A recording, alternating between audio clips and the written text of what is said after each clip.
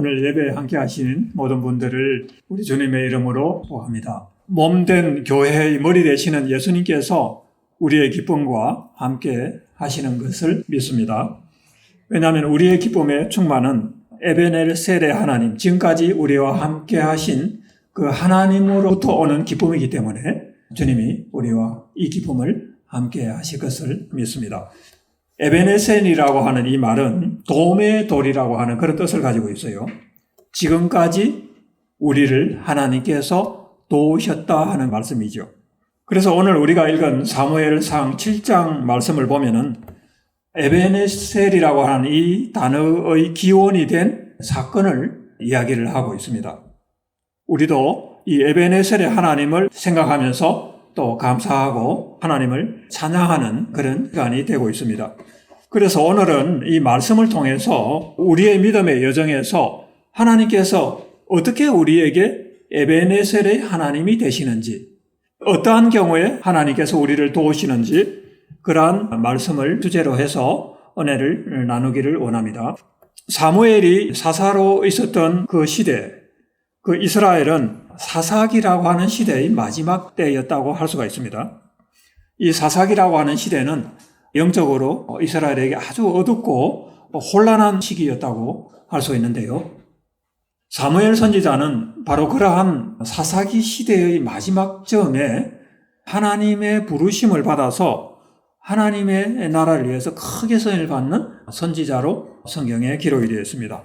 하나님 앞에서 매우 헌신된 아주 탁월한 영적인 지도자로 사무엘을 우리가 기억을 하고 있습니다. 그래서 이스라엘은 이러한 그 사사시대의 그 영적인 어두움에서부터 깨어나서 새로운 어떤 시대적인 각성, 영적인 부흥을 경험하는 그런 시대에 있었다고 말할 수가 있는데요. 이스라엘 사람들은 어떤 소명이 있습니까? 우리가 한번 생각해 보죠. 이스라엘 사람들은 어떤 소명이 있나요? 이스라엘 사람들은 하나님의 백성으로서 부름을 받아서 가나안 땅을 정복을 하고 그리고 그 땅에서 하나님의 나라를 만들어가는 그런 소명이 있는 그런 민족입니다. 그래서 하나님께서 은혜를 주셔서 택한 백성이 되어서 광야를 지나 가나안을 정복하고 들어왔는데 그곳에서 정말 하나님이 보시기에 정말 아름다운 그런 하나님의 나라를 만들어 가야 되는데 그 소명을 망각하고 타락하기 시작합니다. 그래서 사사 시대에는 이스라엘 백성들이 타락을 해서 정말 하나님의 백성으로서는 부끄러울 정도로 그런 하나님을 반역하고 범죄하는 그런 모습을 계속하면서 하나님께서 징계하시고 다시 또 회복시키시면 또 타락을 해서 범죄하고 하는 이런 일들을 반복하는 그런 과정에 있었습니다. 하나님의 백성이라고 선택을 받은 백성임에도 불구하고 거룩한 소명이 있음에도 불구하고 그렇게 살았다는 거예요. 그래서 하나님께서는 이 이스라엘에게 하나님의 소명을 새로 불러일으키고 하나님의 나라를 만들어가기 위해서 사무엘이라는 선지자를 사용하십니다. 그래서 사무엘을 세우셔서 하신 일이 있는데 한 가지는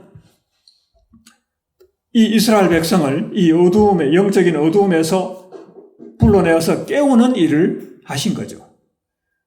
그리고 또 한 가지는 그 하나님의 나라를 이루어갈 참된 통치자 한 사람을 택해서 다윗이라고 하는 인물을 택해서 그에게 기름을 부어서 하나님이 기뻐하시는 그 하나님의 나라의 모형을 만들어가는 그 기초를 사무엘 선지자를 통해서 하셨다는 거예요.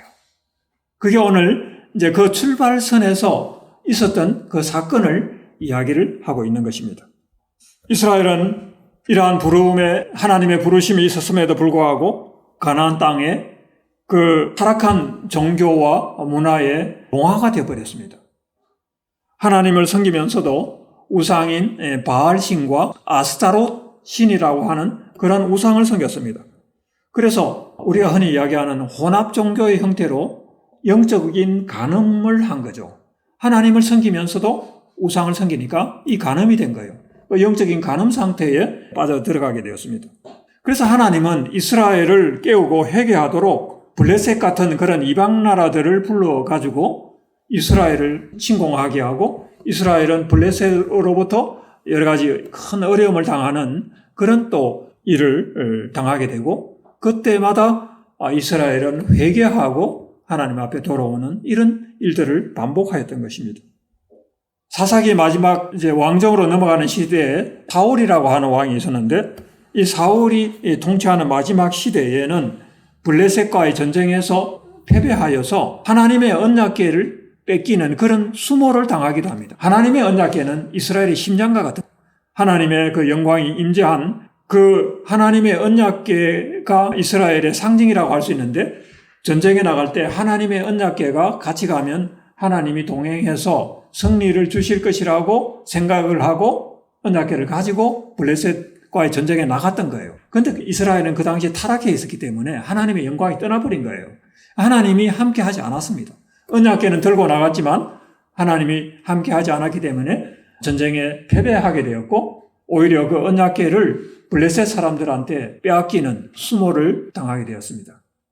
그래서 그 빼앗긴 언약궤가 블레셋 진영에 들어갔을 때 하나님께서는 블레셋 사람들을 아주 혼을 내주십니다. 하나님의 언약궤를 우상이 있는 그 신전에다 갖다 놨더니 밤에 그 우상이 자빠져서 목이 부러지는 이런 일들이 발생하기도 하고 백성들 간에는 종기가 나서 전염병 같은 거죠. 종기 같은 게 나서 사람들이 괴로움을 당하는 그런 일이 발생을 하였습니다. 그래서 블레셋 사람들은 놀라서 그 언약궤를 이스라엘 사람들에게 다시 돌려주게 돼요. 그래서 언약궤가 베세메스라고 하는 곳을 거쳐서 기럇 여아림이라고 하는 곳까지 오게 됩니다. 우리가 오늘 읽었던 사무엘상 7장 바로 앞에는 바로 이러한 내용이 기록이 되어 있습니다. 사무엘 선지자가 이스라엘의 사사가 된 것은 바로 이러한 시대를 배경으로 하고 있었습니다. 그래서 사무엘은 이스라엘 사람들에게 이스라엘 사람들이 가지고 있는 하나님으로부터 받은 그 소명을 이루고 이제 하나님의 나라 다윗 왕국을 이루어가기 위해서 그 준비를 하나님께서 시키시는데 이스라엘 백성들을 회개를 시킵니다. 그래서 우상을 버려야 합니다. 회개하고 전심으로 하나님에게 돌아와야 한다고 백성들을 가르쳤고 말씀을 선포하였습니다. 이스라엘 사람들은 이 사무엘의 말을 순종해서 미스바라고 하는 곳에 모여서 금식하고 회개하면서 하나님 앞에 다시 거룩한 백성으로 돌아가기 위해서 하나님의 회개의 역사가 일어나게 됩니다. 이 미스바라고 하는 이곳은 바로 그러한 곳이었습니다. 미스바는 타락한 이스라엘이 하나님 나라의 그 소명을 이루기 위해서 다시 기도의 자리로 하나님의 거룩한 백성의 자리로 다시 돌아오게 만드는 그 자리가 미스바라고 하는 곳이었습니다. 하나님께서 왜 이런 일을 일으키실까요? 거기에는 이유가 있습니다. 하나님의 나라를 이루어가는 하나님의 큰 그림에서 보면은 이것은 다윗 왕국을 이루어가는 하나님의 역사 가운데 있는 일이에요.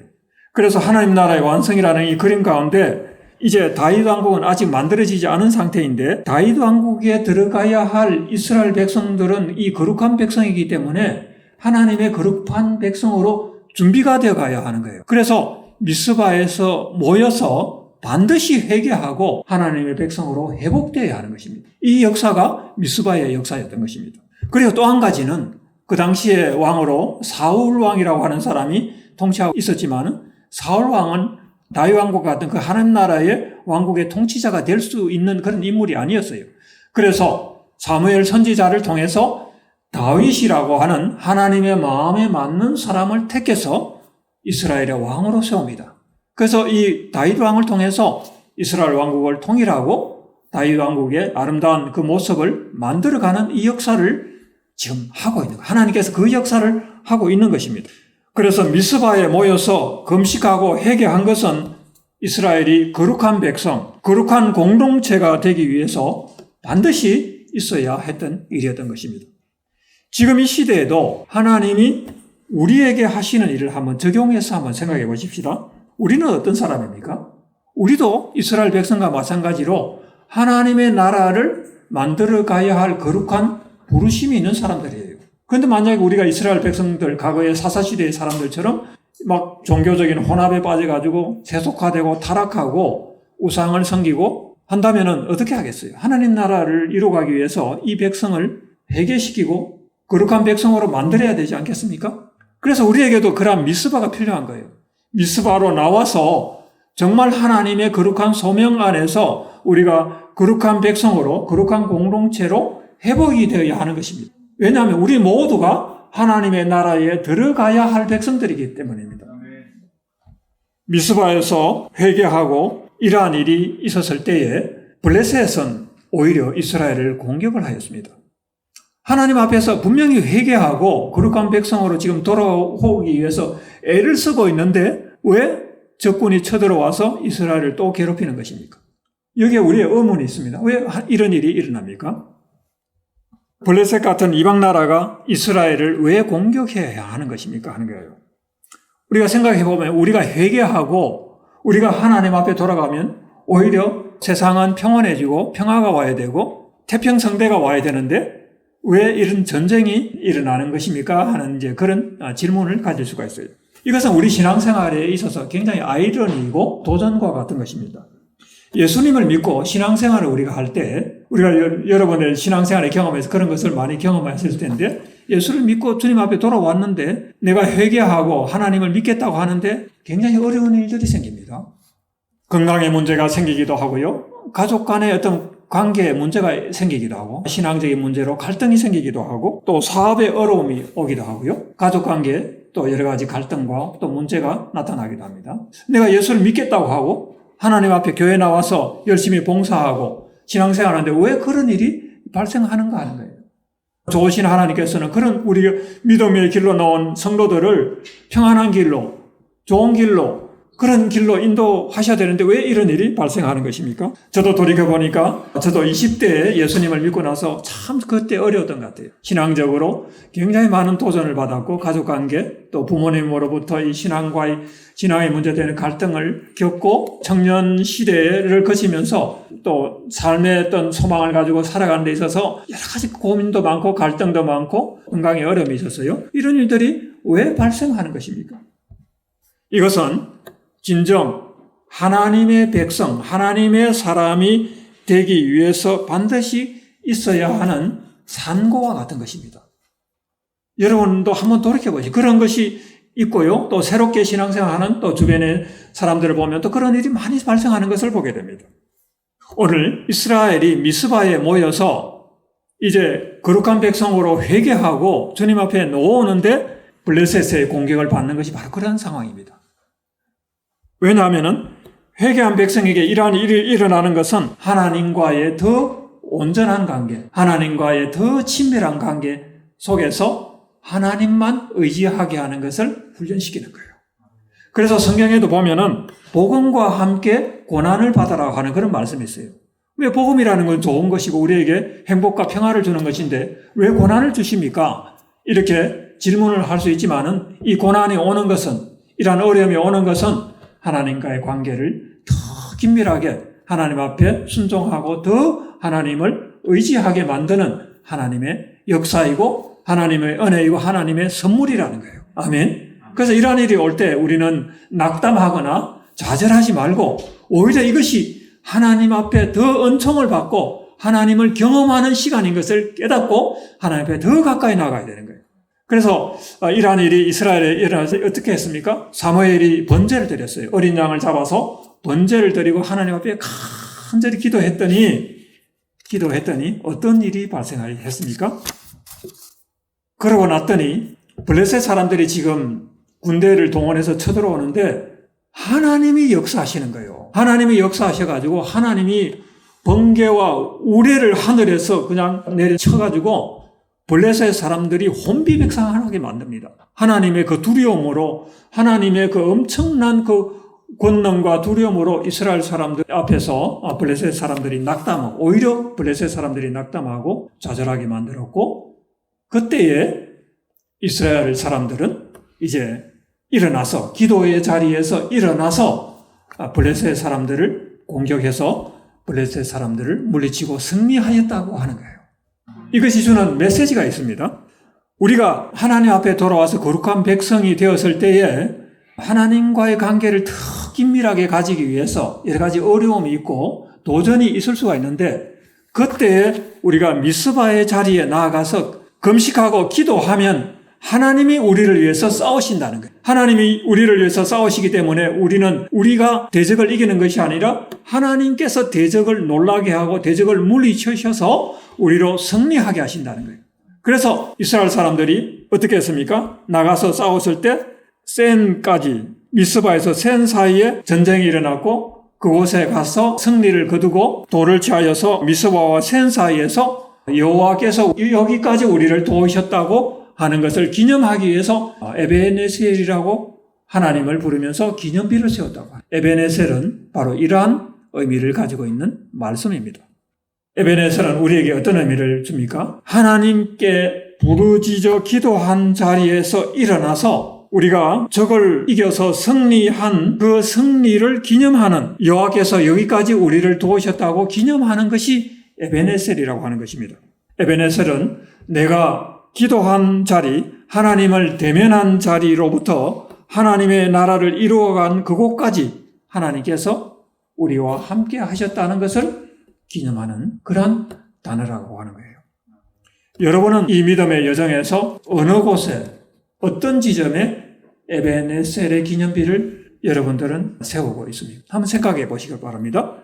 여러분 각자에게도 이러한 하나님의 백성으로 이제 돌아와서 이제 하나님과 함께 길을 가는 과정에서 여러 가지 어려움과 도전을 가지고 하나님 앞에 무릎 꿇고 기도한 그 자리에서부터 하나님이 함께 하셨고 하나님이 이루어 주신 그 역사를 생각하면서 지금까지 이루신 그 하나님의 일들을 생각하면서 하나님께서 나를 도우셨다, 하나님께서 함께 하셨다는 것을 기념하는 그 기념비를 세우시기 바랍니다. 오늘 우리가 그 에베네셀의 기념비를 세우는 시간이요, 그 자리인 것입니다. 우리가 오래전에 돌이켜서 생각해 보면은 우리는 함께 기도했고 하나님의 나라를 위해서 또 열방의 회복과 또 북한과 또 우리 민족을 위해서 또 이스라엘의 그 회복을 위해서 예루살렘을 위해서 우리는 기도를 했습니다. 그 하나님의 부르심이 있었어요. 우리에게는 이것을 위해서 기도해야 하는 그런 부르심이 있었고 함께 모여서 기도하고 정말 뜨겁게 도전이 있었고 또 비전을 주셔서 또 선교하라고 하는 그런 비전을 우리에게 주셨습니다. 하나님께서 우리에게 그런 비전을 주셨을 때 우리는 아무것도 가진 것이 없었습니다. 그렇지만 우리는 기도하였고 하나님께서 놀랍게 역사하셔서 우리가 미스바의 자리에서 그 기도했을 때 하나님께서 놀랍게 역사하셔서 이 모든 교회에 필요한 모든 것들을 하나님께서 다 공급을 해주셨습니다. 그래서 이 교회가 세워진 것이 우리가 했다고 할 수 없는 거예요. 하나님께서 하셨다는 거예요. 하나님께서 이 건물을 세우시고 또 우리에게 필요한 모든 우리 성도들과 모든 필요한 것들을 채워주셔서 재정적인 것을 포함해서 하나님께서 함께 하신 것을 우리가 경험하였고 그 이후에도 하나님께서 우리와 함께 하셔서 정말 믿음의 사람들을 보내주시고 또 우리의 선교해야 할 학생들과 청년들 또 유학생들을 보내주셔서 지금까지 우리가 전도하고 선교하면서 여기까지 왔다는 것을 또한 우리는 기념하면서 주님 앞에 감사하게 되는 거예요. 마찬가지로 여러분의 삶에서도 마찬가지입니다. 그와 같은 인생의 여정에서 믿음의 길을 갈 때에 우리에게 도전이 있을 수 있습니다. 그때 먼저 우리가 생각해야 될 것은 우리가 정말 하나님의 거룩한 백성으로 내가 거룩한 하나님의 백성인가를 돌아봐야 됩니다. 타락한 상태로 죄에 물들은 상태로 세속화된 그런 길을 가는 상태로 하나님이 에베네셀을 한다고 기대할 수가 없어요. 거룩한 백성으로 돌아와야 됩니다. 거룩한 백성으로 돌아와서 그곳에서 하나님의 부르신 그 소명과 비전을 생각하고 하나님의 나를 통해서 우리를 통해서 어떻게 이루어 가시는지를 생각하고 그때 기도할 때 하나님의 역사가 나타난다는 거예요.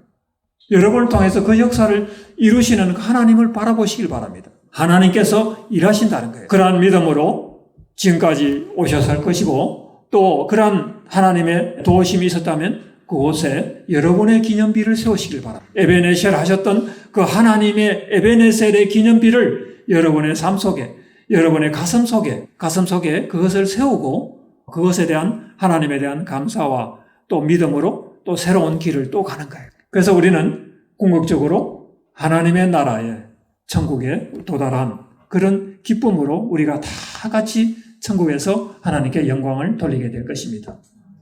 그리고 그곳에서 우리의 진정한 왕이신 예수님을 우리가 만나게 되고 예수님이 통치하시는 그 나라의 백성으로 살게 될 것입니다. 오늘 말씀은 바로 그러한 역사를 이스라엘의 그 사사시대에 사무엘을 통해서 이루었던 그 역사를 잠깐 우리에게 보여주는데 먼저 하나님의 백성이 거룩한 백성으로 준비되어야 한다는 것, 미스바의 자리로 나가야 한다는 것, 그리고 그들을 다스리는 통치자는 다윗과 같은 하나님의 마음에 합한 사람이 세워진다는 것, 그분이 오시는 것을 준비해야 한다는 것. 그래서 우리는 예수님이 다시 오시는 걸 준비하는 거예요. 다시 오실 예수님이 우리의 통치자가 되어서 그 하나님 나라의 왕국의 통치자가 되셔서 우리를 다스리시는 왕이 되실 텐데, 우리가 준비가 되고 또 우리가 그분이 오시는 길을 준비하는 이 과정에 우리는 하나님의 나라를 만들어가고 있는 것입니다. 그것은 여러분들의 신앙생활을 통해서, 기도를 통해서, 또 교회를 통해서 우주적인 이 교회가 만들어져가는 그런 과정에 있기 때문에 오늘 이 말씀을 통해서 우리 자신의 신앙을 돌아보고 또 믿음으로 다시 새롭게 되는 시간이 되기를 바랍니다. 아멘. 우리 같이 한번 기도하겠습니다. 전능하신 하나님 아버지, 참으로 감사합니다. 하나님께서 우리와 함께 하셔서 여기까지 도우신 것을 우리는 기억을 합니다. 에베네셀의 기념비를 이 자리에 또 이 순간 우리가 세우기를 원합니다. 천국문에 도달하는 그 순간에도 하나님께서 도우셨다고 우리는 고백하게 될 것입니다. 주님, 우리와 함께 하여 주시고 이제 우리와 함께 하시는 그 하나님께서 이제 우리의 앞날의 모든 인생의 여정, 믿음의 여정도 우리와 동행하여 주시옵소서. 그리하여 내 인생, 우리의 인생을 여정을 끝내고 주님 앞에 이를 때에 주님께서 인도하셨다고 고백하며 에베네셀 하나님을 찬양하게 도와주시옵소서. 감사합니다. 예수님의 이름으로 기도드립니다. 아멘.